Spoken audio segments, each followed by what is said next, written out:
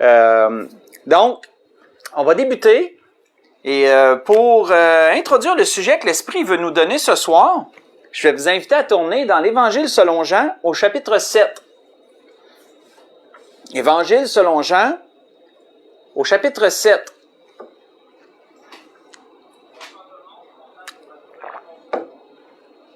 On va débuter à partir du verset 37. Juste pour vous mettre dans le contexte, Jésus est allé à une fête qui était la fête des tabernacles. Et on voit que cette fête durait quand même quelques jours, où les gens du peuple, pour se remémorer l'errance dans le désert, le temps d'errance, où ils ont dû habiter dans des tentes, les gens qui migraient vers Jérusalem, dans le fond, Jérusalem étant le lieu de rencontre, autrement dit, le point central de la fête, là où la fête se déroulait, pour tous ceux qui pouvaient s'y déplacer.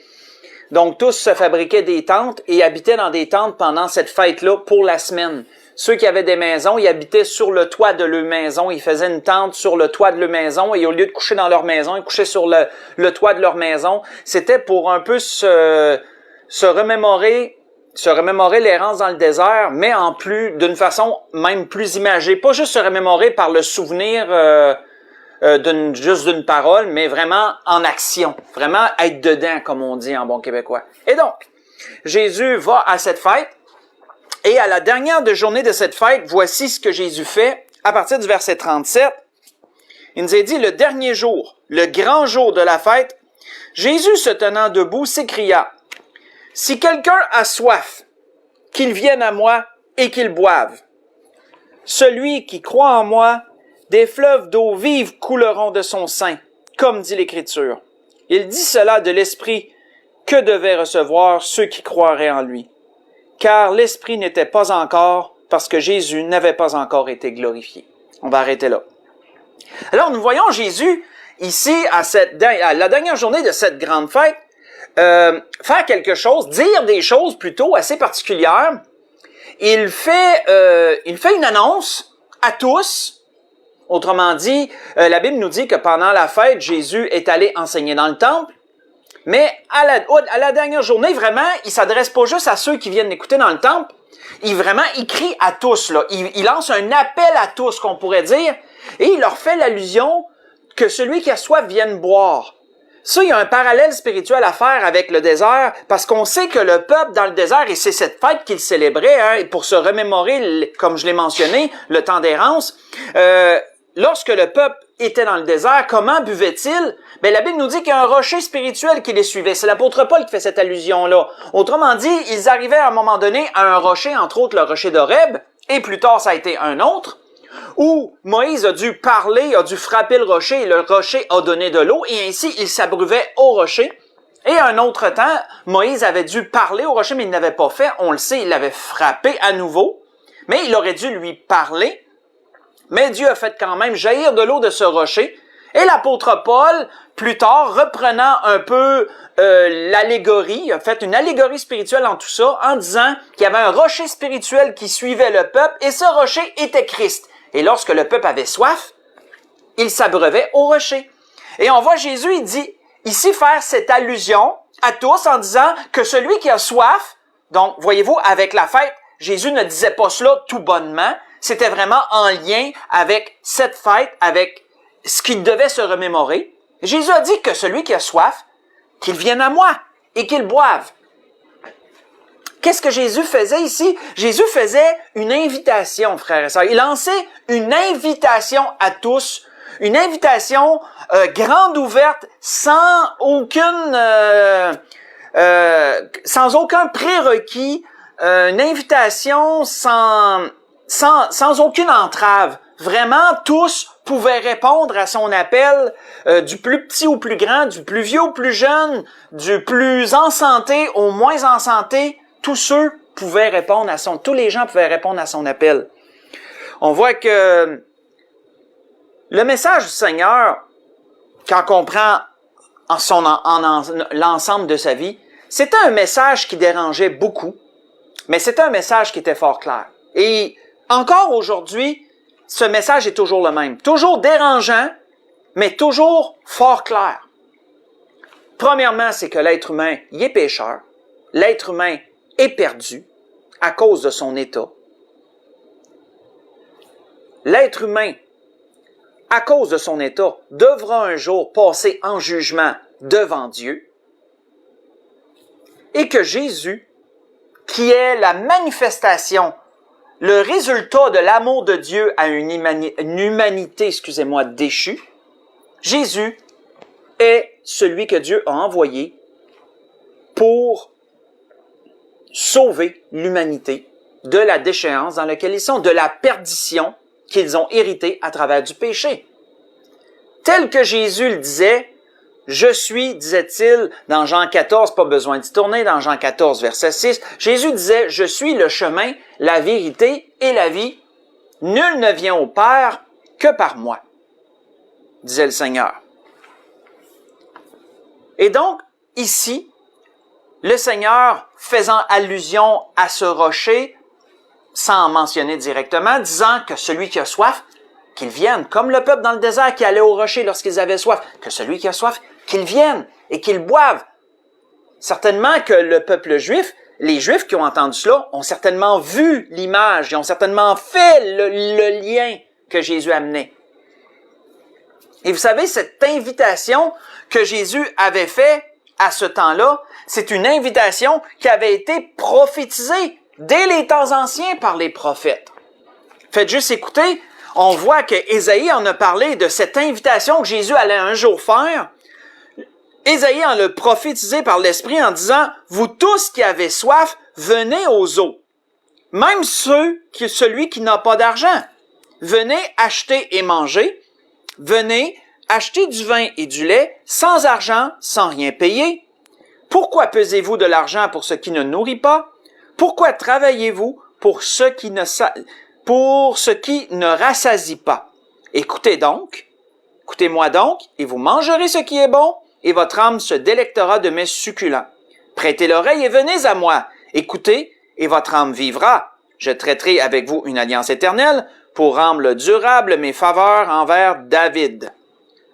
Ce que je vous ai lu, c'est Ésaïe, le prophète, qui l'a par l'Esprit donné. Dans Ésaïe chapitre 55, j'ai lu du verset 1 au verset 3. Donc, nous voyons Jésus faire ici une invitation. Nous voyons cette invitation, elle avait été prophétisée dès les temps anciens par les prophètes, déjà annoncé d'avance que Dieu faisait une invitation à tous et elle s'est manifestée à travers Jésus-Christ. Et quand on regarde l'une des choses marquantes du message de Jésus, de son évangélisation, si je peux m'exprimer comme ça, c'était, frères et sœurs, le fait que Jésus invitait les gens. Jésus a lancé plusieurs invitations au cours de son ministère. On voit d'ailleurs une invitation très populaire qu'on connaît bien. Jésus avait dit, « Venez à moi, vous tous qui êtes fatigués et chargés, et je vous donnerai du repos. » Parce que Jésus savait que, en son temps, le peuple avait un lourd fardeau sur les épaules. Le peuple était découragé. Ils étaient sous la domination des Romains. Pour eux, il ne semblait pas y avoir d'espoir. C'était comme si se passait rien. Puis ça faisait un bout de temps que s'était rien passé d'ailleurs. Parce que souvenez-vous, le dernier prophète avait été Malachie. C'est loin, là. Puis entre Malachie et le temps de Jésus, 400 ans qui s'étaient passés. Ce qu'on appelle l'âge noir, si on réfère dans l'histoire, l'âge noir pour les Juifs. Ça faisait longtemps qu'ils attendaient, les Juifs, quelque chose. Il y avait plusieurs générations là, qui avaient plus vu de prophètes après Malachie. Et là, Jésus, qui était considéré comme un prophète par plusieurs, recommençait à annoncer le message de Dieu, mais à donner des invitations, ce que d'autres n'ont pas fait. Pourquoi? Parce qu'on sait que Jésus pouvait le faire. Il est Dieu. Jésus leur disant, « Vous tous qui êtes fatigués et chargés, je sais que dans les temps où je vous parle, vous vivez de lourds fardeaux. » Jésus leur disait, « Venez à moi. » Il les invitait. Venez à moi, je vais vous alléger. Venez à moi, vous tous qui êtes fatigués et chargés, je vous donnerai du repos. Prenez mon joug et recevez mes instructions, car je suis doux et humble de cœur et vous trouverez le repos pour vos âmes. Car mon joug est doux et mon fardeau léger. Comprenons, frères et sœurs, ici, dans l'invitation que Jésus annonçait avant de poursuivre, que Jésus leur disait pas, venez à moi, vous tous qui êtes fatigués et chargés, je vous donnerai du repos. Après ça, il leur disait pas, vos muscles seront détendus, ou il leur dirait pas, votre physique, vous allez sentir physiquement moins de charge. Qu'est-ce que Jésus leur disait? Vous trouverez du repos pour vos âmes. Parce que le vrai repos ne commence pas par le repos physique. Le vrai repos commence par le repos de l'âme. Le repos de l'être intérieur, de celui qui va vivre après la mort. Soit pour la condamnation éternelle, ou soit pour la vie éternelle. Et si c'est la condamnation éternelle, bien sûr, on peut s'imaginer que ça ne sera pas un repos. La Bible parle plutôt de tourment éternel. Mais pour celui qui va venir au Seigneur, il y aura un repos éternel, la vie éternelle, une qualité de vie pour l'éternité. Et donc, le repos que Jésus annonçait ici, l'allègement du fardeau n'était pas premièrement physique, c'était celui de l'âme, le fardeau de l'âme. Car mon joug est doux, disait Jésus, et mon fardeau léger. Dans Matthieu 11, ce que j'ai lu, verset 28 au verset 30. Mais vous savez, frères et sœurs, quoique Jésus ait lancé plusieurs invitations, c'est pas seulement l'invitation qui est importante, mais c'est d'autant plus la réponse qu'on donne à cette invitation qui est importante. Parce que peu importe comment qu'on va vous inviter, les pieds et les mains qu'on va faire pour vous attirer d'une façon de parler, ben c'est la personne qui donne la réponse qui a le dernier mot en bout de ligne. Donc l'invitation, c'est une chose, mais c'est la réponse qu'on y donne qui fait toute la différence. Et quel genre de réponse certains ont donné aux invitations du Seigneur, c'est très intéressant de le comprendre et de l'étudier. Parce que ça représente encore comment aujourd'hui les gens, dans différentes catégories, je dirais, répondent à l'appel du Seigneur lorsque le Seigneur leur fait encore aujourd'hui l'invitation. Premièrement, voyons une réponse à une invitation. Voyons dans Luc chapitre 8. Dans l'Évangile selon Luc, si vous voulez tourner avec moi au chapitre 8. On va lire à partir du verset 35 au verset 39.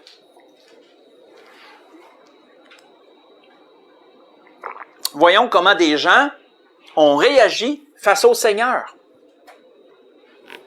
Et je vous mets dans le contexte, le Seigneur savait toujours, si le Seigneur traversait la mer avec les disciples, ben c'était toujours pour une raison. Il faisait pas juste des tours en bateau par-ci et par-là. Le Seigneur savait qu'à tel temps, il fallait qu'il aille là, il y aurait telle personne, il y avait telle chose à faire. Le Seigneur savait d'avance les choses, hein.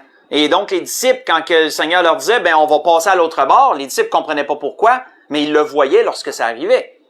Et on voit que Jésus ici avait dit aux disciples, on va traverser la mer de Galilée. Et de l'autre côté, ils ont rencontré un homme qui était possédé de plusieurs démons.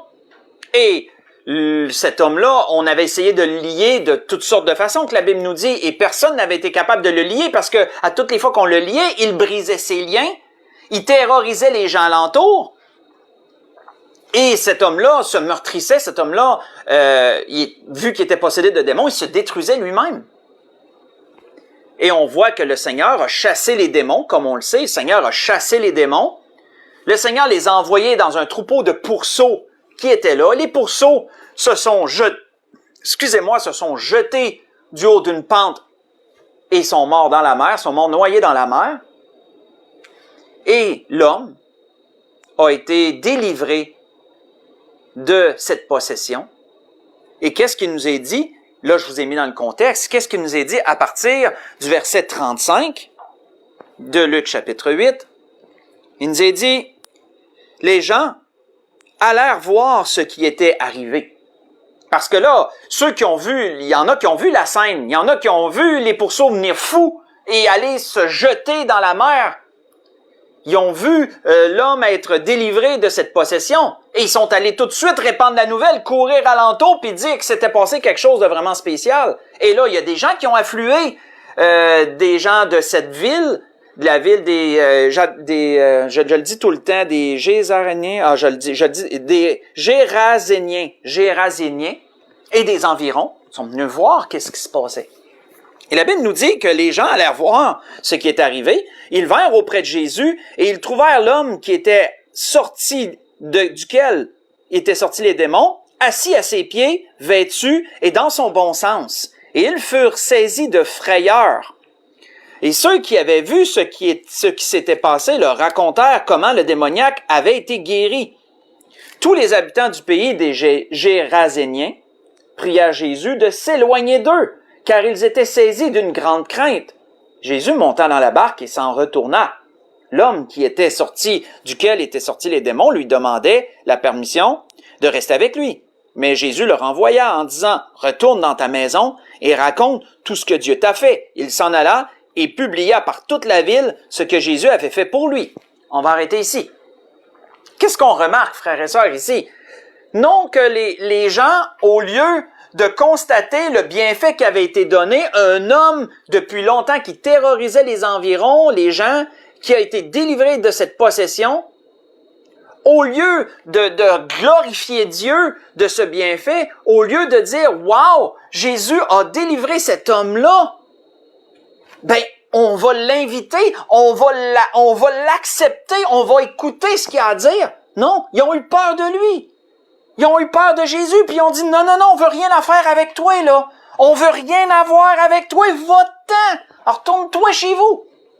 Retourne-toi dans ton coin. Vous savez, c'est triste, mais c'est la réaction de plusieurs personnes aujourd'hui, de certaines catégories de personnes qui entendent parler du Seigneur. Le Seigneur les invite à venir à lui. Mais qu'est-ce qu'eux autres vont faire?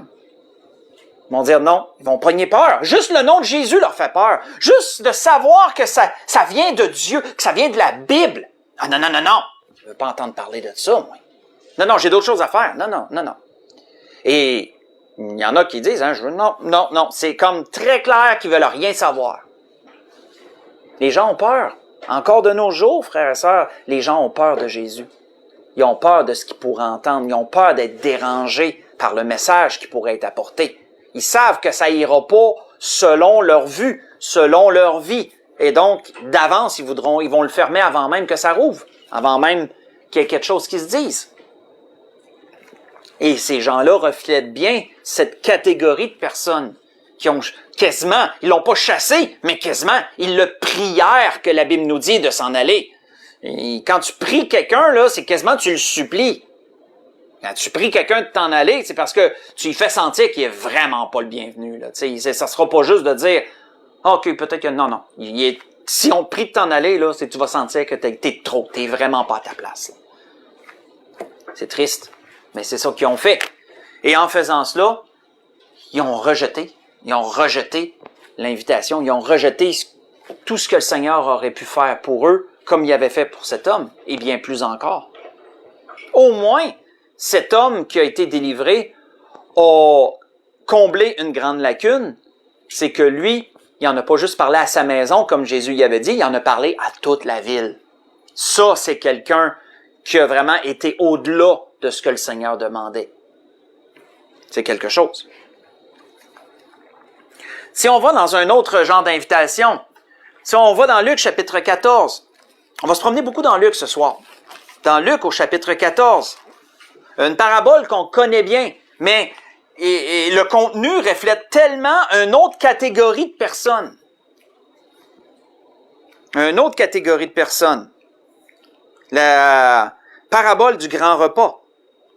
Dans Luc chapitre 14, si on lit à partir du verset 15, on voit qu'il dit, « Un de ceux qui étaient à table, après avoir entendu ces paroles, dit à Jésus, « Heureux celui qui prendra son repas dans le royaume de Dieu. » Et Jésus lui répondit, « Un homme donna un grand repas, et il invita beaucoup de gens.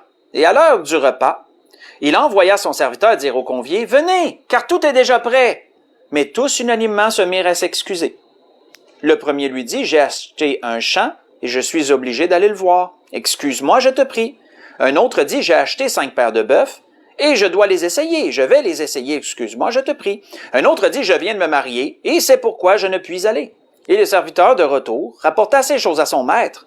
Alors le maître de la maison, irrité, dit à son serviteur, va promptement dans les places et dans les rues de la ville et amène ici les pauvres, les estropiés, les aveugles et les boiteux. Le serviteur dit, maître, ce que tu as ordonné a été fait et il y a encore de la place. Et le maître dit au serviteur, va dans les chemins, le long des haies et ceux que tu trouveras, contrains-les d'entrer, afin que ma maison soit remplie, car je vous le dis, aucun de ces hommes qui avaient été invités ne goûtera de mon repas. On va arrêter ici. Nous voyons ici, frères et sœurs, une belle invitation. Et le Seigneur, souvenez-vous, le Seigneur a lancé cette parabole parce que il y a quelqu'un qui, en écoutant Jésus parler, il a dit, « Hey, wow, heureux celui qui va manger, heureux celui qui va avoir son repas dans le royaume. » Mais Jésus a lancé cette parabole. Pourquoi? Parce que malheureusement, plusieurs ne se rendaient pas compte de leur attitude et ils rejetaient déjà l'invitation que Jésus faisait. Donc Jésus a pris la balle au bond avec ce commentaire et il en a développé une parabole pour leur démontrer leur attitude. Et quelle a été leur attitude? Leur attitude n'a pas été un non catégorique, elle a été plutôt de s'esquiver et de prétendre être occupé ailleurs. Vous savez, il y a cette catégorie de gens que lorsque Jésus va les inviter à venir à lui, qu'est-ce qu'ils vont faire? Non qu'ils auront peur de Jésus puis qu'ils vont dire « Je veux rien savoir de toi », mais ils vont plutôt dire « Ah, c'est-tu plate? Ah, je peux pas, j'ai d'autres choses. Désolé, je peux pas écouter là qu'est-ce que tu as à me dire, faut que je m'en aille chez nous vite, ou je sais pas trop, là. » Mais vous savez, de s'esquiver, de se trouver des excuses. Il y a une autre catégorie de personnes que c'est ça qu'ils vont faire. C'est exactement comme le Seigneur a décrit ici dans cette parabole. C'est ce qu'ils ont fait. Rejeter l'invitation indirectement, par la bande. C'est une autre catégorie de personnes qui démontrent un peu leur attitude dans l'invitation. Mais comme vous voyez, le Seigneur à plusieurs reprises et à plusieurs endroits a démontré qu'il invitait les gens à lui. Et c'est toujours la réponse que les gens donnent à l'invitation qui fait la différence. C'est toujours la réponse qu'on donne qui fait la différence. Voyons-en une dernière, si on recule. Dans Luc chapitre 7, voir une dernière invitation et une dernière catégorie de personnes, comment ils vont réagir. Et dans Luc chapitre 7, si on lit à partir du verset 36, on voit ici que c'est Jésus qui a reçu une invitation, et ça peut dire, surtout d'un pharisien. Mais on va voir qu'est-ce qui se cache en dessous de ça. Dans Luc, chapitre 7, si on lit à partir du verset 36, on voit qu'il dit, un pharisien pria Jésus de manger avec lui. Donc, on peut voir que ce pharisien a été poli. Hein? Jésus était là, il a dit, ben viens donc manger chez nous. Il l'a invité. Le pharisien l'a invité, il dit, viens manger chez nous. Et jusqu'ici, on se dit, wow, hein? On peut se dire, wow, c'est excellent ça. C'est une bonne chose. Et voici, et il se mit à table. Hein? Jésus entra dans la maison du pharisien et se mit à table. Voyez-vous que c'était, j'ai un que l'anglicisme straightforward. En voulant dire que c'était assez direct. La Bible nous dit quoi? La Bible nous dit que Jésus n'est pas rentré chez le pharisien, puis se sont mis à... Vous savez comment on va se faire quand on s'invite, quand, mettons, on invite quelqu'un ou on reçoit une invitation puis on va chez une personne, mais qu'est-ce qu'on fait? Hein? On n'arrive pas, on se rentre pas, on s'assied pas à table, on mange tout de suite. On commence à jaser, on se met dans l'ambiance, on se raconte des choses, on va se faire un câlin, tu sais, on est content. On est content de se voir. Mais quand on regarde ici, Jésus rentre dans la maison, puis il s'assied à table, puis il mange. C'est comme assez direct, hein? C'est assez sec, là. C'est assez sec. Donc, Jésus entre dans la maison du pharisien, se mit à table. La Bible nous dit, voici une femme pécheresse qui se trouvait dans la ville, ayant su qu'il était à table dans la maison du pharisien, apportant un vase d'albâtre plein de parfums, et se tint derrière aux pieds de Jésus. Elle pleurait. Et bientôt, elle lui mouilla les pieds de ses larmes et les essuya avec ses cheveux, les embrassa et les oignit de parfum. Le pharisien qui l'avait invité, voyant cela, se dit en lui-même, si cet homme était prophète, il saurait qui et de quelle espèce est la femme qui le touche. Il saurait que c'est une pécheresse. Jésus prit la parole et lui dit, Simon, j'ai quelque chose à te dire. Maître, parle, répondit-il. Un créancier avait 2 débiteurs. L'un devait 500 deniers et l'autre 50. Comme il n'avait pas de quoi payer, il leur remit à tous 2 leurs dettes. Lequel l'aimera le plus? Et Simon répondit, celui, je pense, auquel il a le plus remis. Jésus lui dit, tu as bien jugé. Puis, se tournant vers la femme, et là, notez ce qu'il va dire à l'homme, notez ce qu'il va dire à ce pharisien. Puis, se tournant vers la femme, il dit à Simon, vois-tu cette femme? Tu sais, cette femme-là que tu as jugée, cette femme-là que tu as dit qu'elle méritait même pas de toucher ses pieds. Cette femme-là que tu as catégorisée puis a dit, hey, c'est une pécheresse, ça, il devrait rien avoir à faire avec elle. Jésus, là, lui fait remarquer quoi? Vois-tu cette femme? Je suis entré dans ta maison, tu ne m'as point donné d'eau pour me laver les pieds. Hein, il y avait des traditions dans ce temps-là, frères et sœurs. Quand tu étais content de recevoir quelqu'un à ce temps-là, il y avait des choses que tu faisais, c'était la bienséance. C'était la bienséance. Hein, tu ne m'as point donné d'eau pour me laver les pieds. Souvenez-vous, la plupart des trajets, c'était en sandales. Les gens, là, il n'y avait pas des souliers super technologiques comme on a aujourd'hui, qui sont étudiés, qui ont des tissus spécifiques pour respirer, puis ci, puis ça. La plupart des déplacements, ça se faisait en sandales. Et donc, les pieds devenaient très poussiéreux. Et les gens, pour un peu rafraîchir leur hôte lorsqu'ils rentraient dans la maison, mais ils leur donnaient de l'eau pour qu'ils puissent se laver les pieds. C'était une chose. Mais Jésus dit, tu ne m'as point donné d'eau pour me laver les pieds. Hein, j'ai dû rentrer chez vous, puis m'asseoir à la table. Comme ça. Mais elle les a mouillés de ses larmes et les a essuyés avec ses cheveux. Elle a comblé ton manque d'hospitalité. T'sais, on pourrait dire ton manque, comment je pourrais dire, d'autres, là. En plus, il dit quoi? Il dit, mais elle les a mouillés de ses larmes, il les a essuyés avec cheveux. Il dit, tu ne m'as point donné de baiser. Hein, quand les gens rentraient chez quelqu'un d'autre, ils se donnaient ce qu'on appelle un peu le saint baiser. Même les hommes se faisaient ça entre eux. Ben, je veux dire, dans la tradition juive, là. Je veux dire, c'est juste sur le bord de la joue, là. Même les hommes. Mes frères et sœurs, c'est une marque d'hospitalité. Tu ne m'as point donné de baiser? Non. Non, et Jésus est rentré. Il a fallu qu'il s'assoie, manger. Et on voit qu'il y a de quoi par la suite. Mais elle, depuis que je suis entré, elle n'a point cessé d'embrasser mes pieds. Tu n'as point versé d'huile sur ma tête, parce que... Vous voyez les journées chaudes qu'on a vécues dernièrement, là? Il fait chaud, hein? Il fait très chaud, je peux vous le dire. Et dans ce temps-là, lorsque quelqu'un rentrait, puis à cause que on sait que dans le territoire d'Israël, c'est très chaud, je veux dire, la température est pas mal chaude en général. C'est ceux qui ont un temps d'hiver, eux autres aussi, mais c'est rien comme ici au Québec, là. Mais eux, lorsque quelqu'un rentrait, pour un peu rafraîchir la tête, ils versaient un peu d'huile sur la tête de la personne. C'était des traditions qui démontraient que tu étais content de recevoir quelqu'un, tu le recevais de la bonne façon. Et Jésus dit, tu ne m'as pas versé d'huile. Tu n'as pas versé d'huile sur ma tête. Mais elle a versé du parfum sur mes pieds. Et c'est pourquoi je te dis, ses nombreux péchés ont été pardonnés, car elle a beaucoup aimé.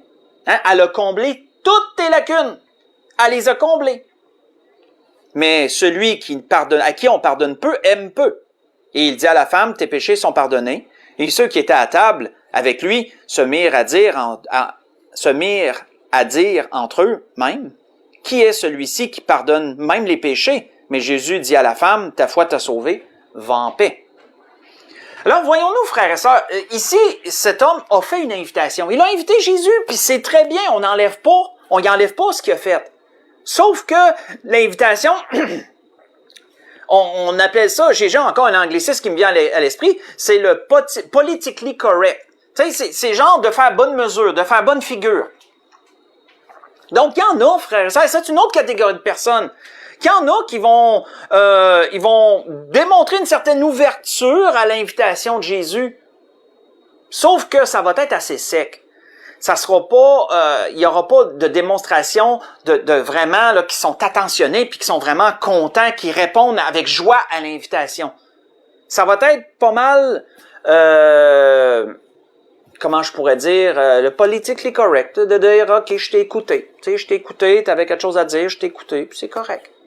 Un peu comme Simon, il a invité Jésus, puis ça a été bien, sauf que il n'a pas démontré aucune marque d'hospitalité à Jésus. Est-ce qu'il l'a démontré aux autres qui étaient là, parce que Jésus n'était pas tout seul, là? Ça, on le sait pas. On peut pas supposer. Mais Jésus, on voit que Jésus, ça y a-tu fait de quoi? C'est une bonne question.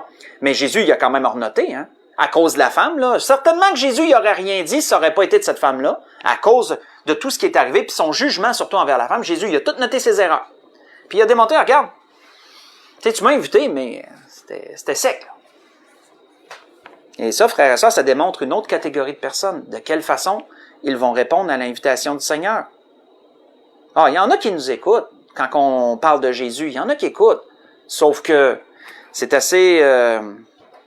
c'est ça. C'est comme...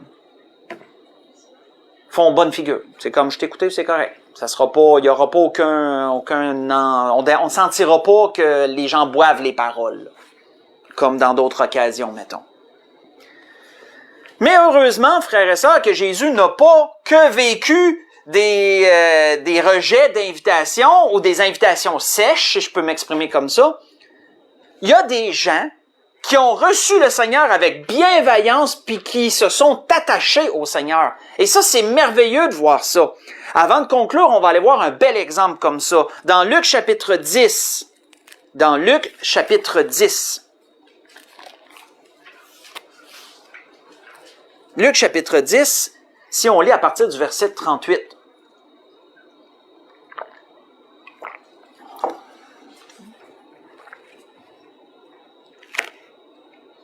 Hein, on voit quoi ici? Il est dit, comme Jésus était en chemin avec ses disciples, il entra dans un village, qui est le village de Béthanie, comme on va le deviner, à cause de tous les autres versets ailleurs. Et une femme nommée Marthe le reçut dans sa maison. Donc, voyons-nous qu'elle l'a reçu. Et Jésus n'a pas dû forcer, il n'a pas dû s'imposer. Certainement qu'elle a su que Jésus était là avec ses disciples, puis elle a dit, venez à la maison, venez chez nous, je vous invite.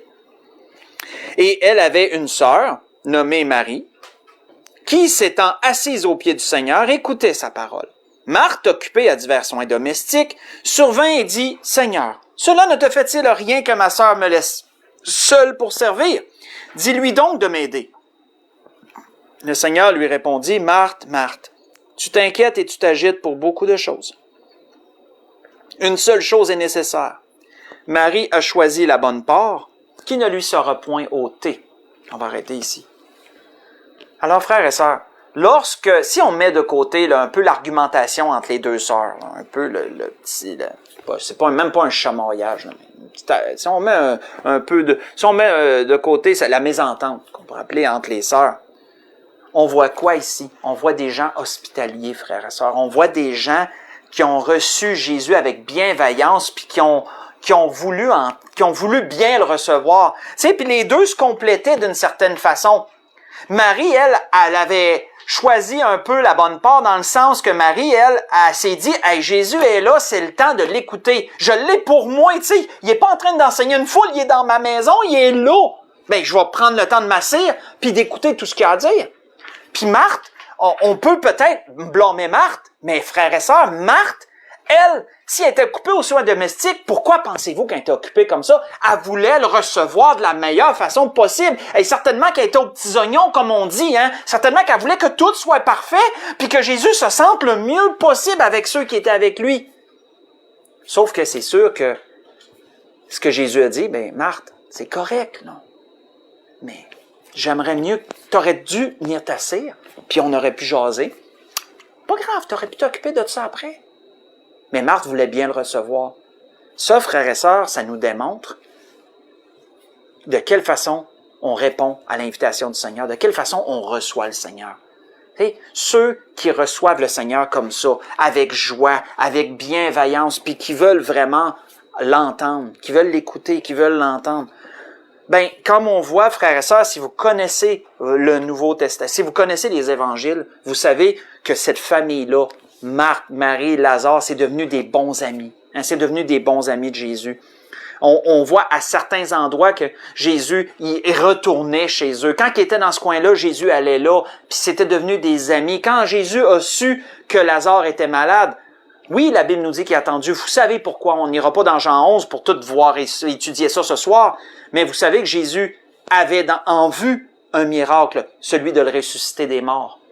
Mais Jésus l'a fait, puis même Jésus a pleuré. C'est le seul endroit où on nous a dit que Jésus a pleuré. Tu sais, c'était des amis, c'était devenu des amis, ces gens-là.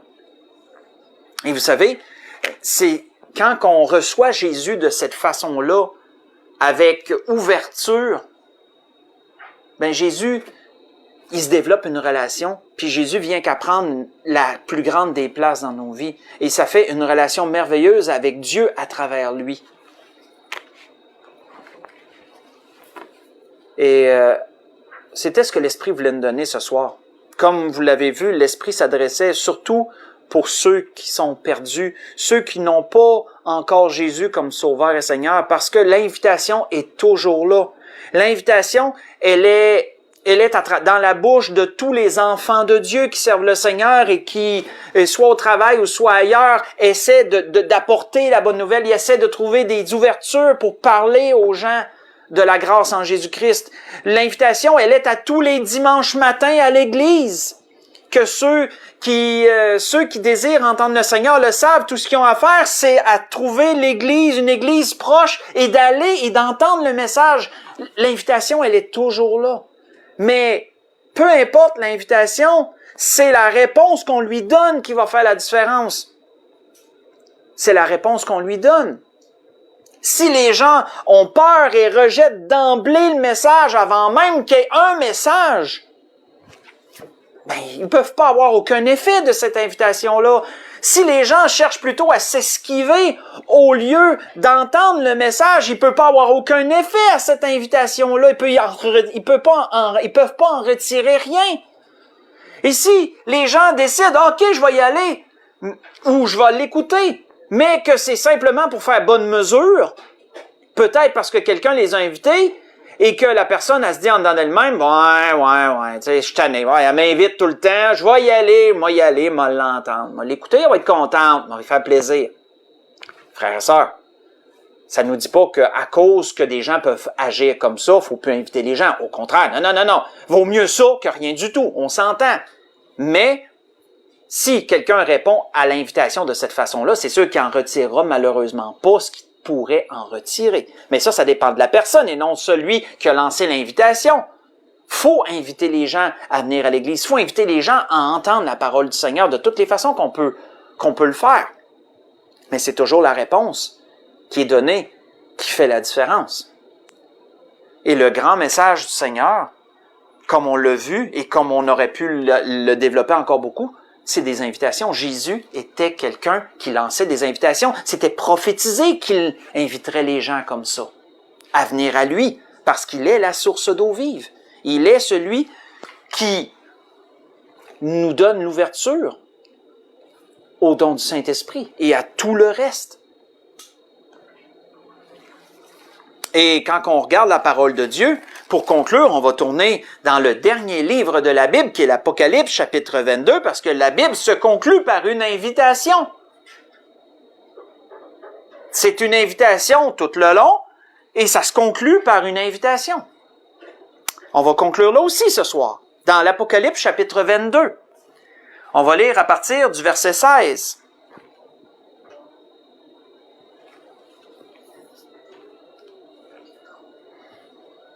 On voit que l'Apocalypse, qui est la révélation de Jésus-Christ, on voit que moi, Jésus, est-il dit au verset 16, « J'ai envoyé mon ange pour vous attester ces choses dans les églises.